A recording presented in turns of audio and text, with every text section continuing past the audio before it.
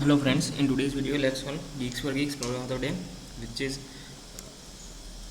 which is a power of 2 and subsequences. So we are given an array of size n, and we to return the number of non-empty subsequences such that the product of all the numbers in subsequence is a power of 2.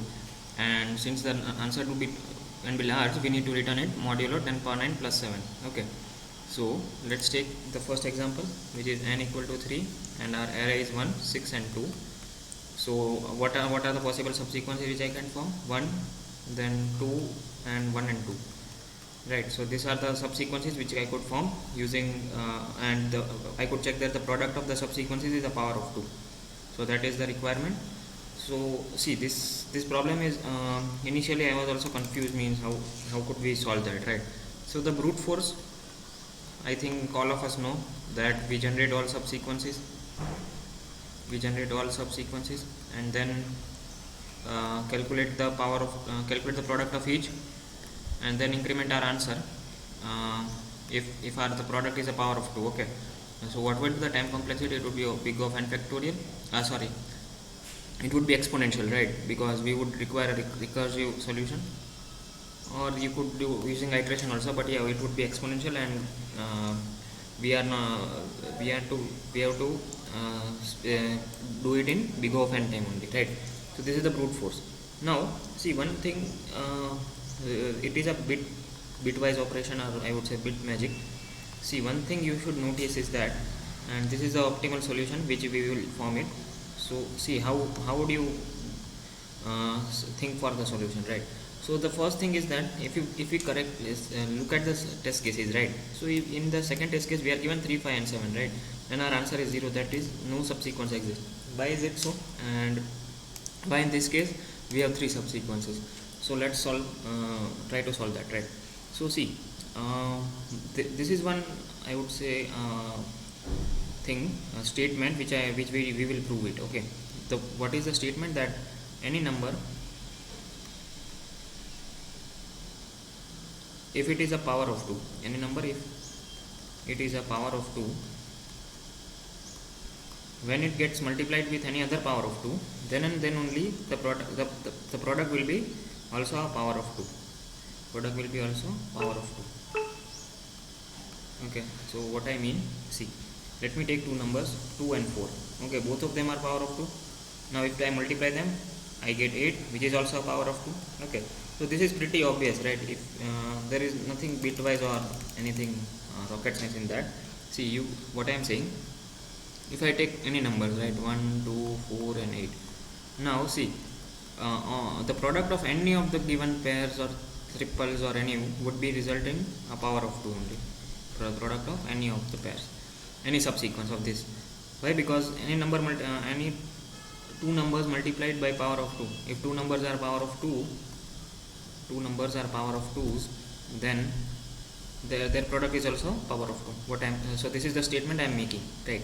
Now see, if you would correctly see the question, then you would identify one more thing which we could identify, which is a second, I would say, optimization or second case, is that, see, for a product to be power of 2,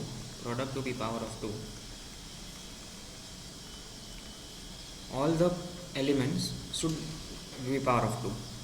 All the elements should be power of 2. So this is converse of this. See how. Why I am saying that? See, in the first test we are given 1, 6 and 2. Now 6 formed, we can make the subsequences starting with 6 as like this: 6, 1, 6, 2 and 6. Right, now if you see that this is 6, this is 12 and this is also again 6, none of them are power of 2. So 6 has 0 contribution in our answer, right? So that means 6 has 0 contribution. Now let me take one more case, 3, 5 and 2. Okay, now let's see the subsequence is starting with 3. So 3, 3, 5, 3, 2, or it could be 3, 5 and 2, right?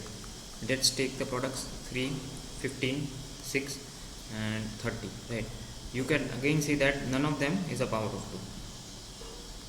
So see, you can take a pen and paper and try to look at more cases. So the statement which I am making is that only power of 2's contribute to our answer, right? So first let's count the number of powers of 2. Okay, so see, in our array, if it is 1, 3 and 4, how many subsequences would be there in the answer? See, one would be 1 and 4, one would be simply 1, another would be 4. So answer of this would be 3, right? So first let's calculate power of 2, count of powers of 2. So what is the count of powers of 2, which is in this subsequence we are getting 2 powers of 2, right? 1 and 4 are both powers of 2. So the resultant would be 2 power the count minus 1, which would be the result, which would be our answer, right? So this is the thing which I am, see, let me take one more case, 5, 8, okay, 1, 5 and 8, again 1, 5, 8 and, or let's take 1, 5 and 9. So the answer of this would be 1. Why? Because only 1 is a power of 2 and none of the other products subsequences would form a power of 2. So what is the count of powers of 2? 1 minus 1. So that means what is count? 2 power 1 minus 1, which is 1. So answer for this case is again 1. Now let's take the second test case in our problem, which is 3, 6 and 7. So my count is 0. What is my count? Count is the number of powers of 2 present in the array, right? So what is 2 power count? 0 minus 1, which is 0. So for answer for this case is 0. You can see that. For 3, 6, 7 our answer is 0. No subsequence exists, right? And you could check by forming all of the subsequences, right? Form all of the subsequences using pen and paper and then take product of all of them and then find out how many products are power of 2. You would get 0. So the problem is, so we have reached the solution. What is the solution? Only products of powers of 2 result in again the powers of 2. Okay, so that means other elements are of no use to us. Only powers of 2 are of use to us, right? So we would first count the powers of 2 in our array, and then what would be my answer? 2 power count minus 1. Okay, so let me quickly solve it. See, again this could be solved in 2 ways. The first way would give you time limit exceed. So let's answer is 0, and see now how can I calculate if the number is a power of 2? See, if I do, see, if I am taking n is equal to 4, and what is my n minus 1, which is 3. If I represent it in binary representation 1 0 0 and it is 0 0 1, if I do bitwise AND of both of them, I would get 0. Sorry, one note lose. Yeah, so the bitwise AND would be 0, right? So this is the way I could identify that if it is a number is a power of 2 or not, right? What is the way? And bitwise AND n minus 1.